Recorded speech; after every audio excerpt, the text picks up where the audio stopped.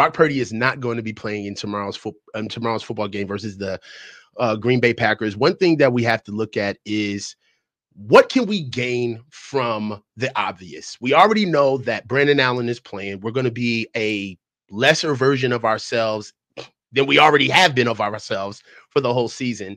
And, you know, let's just start kind of looking at the silver lining. So with Brock Purdy sidelined due to injury, could this be a hidden advantage for the 49ers as his contract negotiations loom? Plus, something else to look at. If Purdy misses more games, does it give Kyle Shanahan an excuse if the team misses the playoffs? I mean, there's a lot of ways these things could shape. What do you think?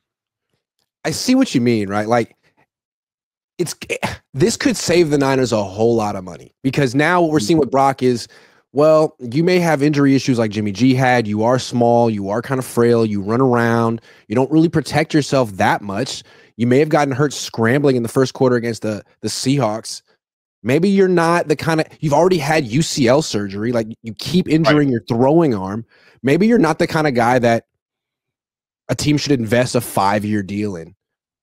So maybe it's good for the 49ers in that sense to, like, learn that now and potentially avoid giving out a contract that they would regret for the next generation. That's one. Because I don't think they should be giving Brock Purdy that big contract. And all of a sudden, it's starting to look like he probably won't get that big contract.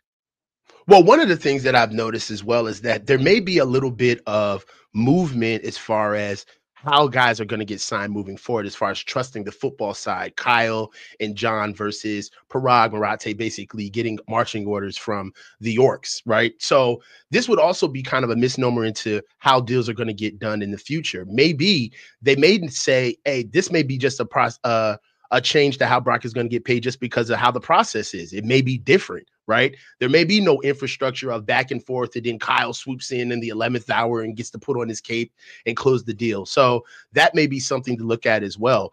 Do you think that Brock not playing, what's your over-under on Brock not playing as far as how it would affect his contract negotiations moving forward?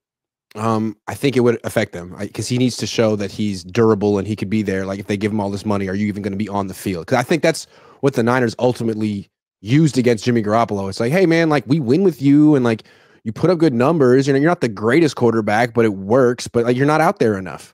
You get hurt. Right. You know, you've gotten hurt multiple times, and, like, Brock Purdy seems to be going a similar direction.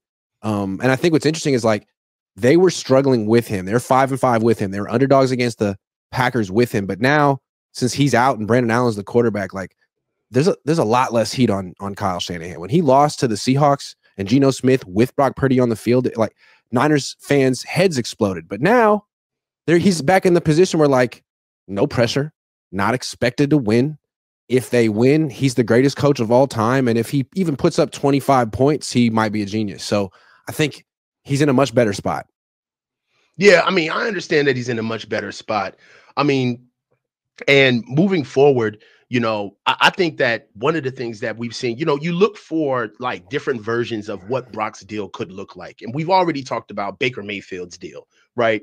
And understanding that with what Baker Mayfield has done, I don't think that it was a good look for us to play against Baker Mayfield in the game where I think that Baker Mayfield outplayed Brock. And if you look at it, just let me ask you this. Let me ask you a question. If you gave us Baker Mayfield and put Brock Purdy on the Bucs that day, what's the outcome of that game? I think the Niners win it. Right. I think they win it with Baker. Maybe I'm wrong. I think he's a little bit better than Brock. And maybe Brock might have been injured at that point. But I want to point something out. Like, we learned a lot from Kyle yesterday. He essentially said that Brock had an MRI on Monday and the team didn't think it was a big deal. He's like, we got the results. I mean, we didn't anticipate any of this. We thought with a little bit of rest, he'd be good. And then he went out there on Thursday, and it was better than he expected. And now, like, we don't really know what to expect because the MRI said no big deal, but he can't throw. So he might not even play next week. Like, that's the next weird. That's kind of like the next question that this situation kind of lies out. They already had the MRI done.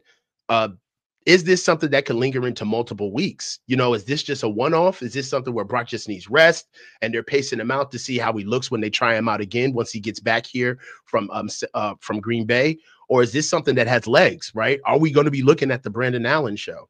One thing that I will say is that it sounds like he's saying there's nothing structurally wrong with his shoulder, although he has come out and said it. But if he said we looked at the MRI and thought he could play this week, then it seems like they're kind of saying, well, we don't really know. I mean, he says it hurts. He says he can't throw. We're just kind of waiting for him to clear himself. That's what it sounds like. Maybe I'm wrong. I mean, I hope he's not questioning Brock's toughness, but maybe it's just one of those things. It's like, I'm not in his body. If he says he can't throw, he can't throw. The only thing about that worries me is that you've seen situations like this throughout the season, right? After the loss, Kyle goes to Brock and directly has a conversation with him in front of his locker. You look at some of the way that the drives have been coming out where Kyle is kind of asking Brock to, you know, execute my offense. I'm not necessarily going to pace you out and protect you with the run game. You're going to be able to run what I call. Are you seeing do you see that Kyle maybe putting in a little bit of culpable deniability, kind of distancing himself from Brock? So if his performance, not to say that he wants Brock to fail, but if he does fail, it'll be by Brock's merit and his merit alone. Well, I think that's an interesting point that you bring up. Like, everyone knows that the offense hasn't been performing up to expectations this year, especially in the red zone. And the question is like, what has been not just the red zone. It's like yak is down. Separation is down. Like, where are the wide open throws? And it's, some people say they're out there and that Brock is just choosing to throw into tight windows or choosing to scramble. So now Kyle has an opportunity. Like, Brandon Allen isn't going to scramble. Brandon Allen is just going to execute the offense the way Kyle wants him to the best of his ability. And if the offense is somehow better than it was with Brock running around the last few weeks, then that's stock up for Kyle and stock down for Brock. Can you imagine how much money Brock Purdy could theoretically lose this weekend if, say, Brandon Allen wins and plays well? Oh, 100%. If like Kyle, and we've actually spoken about this, so I don't want to take this as my take, but we both agreed that this is pretty much one of the most non-pressure games for Kyle that he's going to see all season. Nobody expects him to do anything from a coaching perspective as far as winning this game, let alone dominating it whatsoever. So if the Niners, I'm going to tell you this right now, Grant, there's a world, in my opinion, where we could barely lose this game and put up a good fight. And that's what I'm talking about. Because with no Bosa, it's a tall task to win. But let's say they lose 30-31 or something like that. 2017. Same the way we lost yesterday. I mean, last week. That's a good point. All they got to do is score 18 points, and all of a sudden it's like, well, wait a second. Yeah. Good point. It's a low bar. So let's get some super chats out of the way real quick. Sure.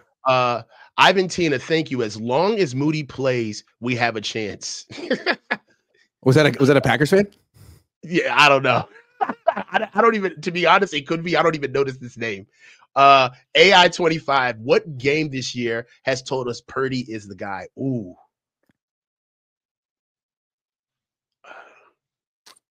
Yikes. I don't have a game this year. There isn't one.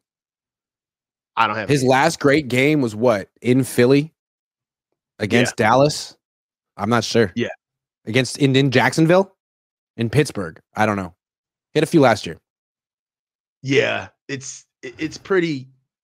He had a few last year, but I don't think that Brock has had a distinguishable game this year where he carried us. He's carried us in drives, though. Definitely. There's been drives where Brock has carried us. The first drive, honestly, drive 1 versus Seattle, without Brock scrambling, I don't think we score. We don't score.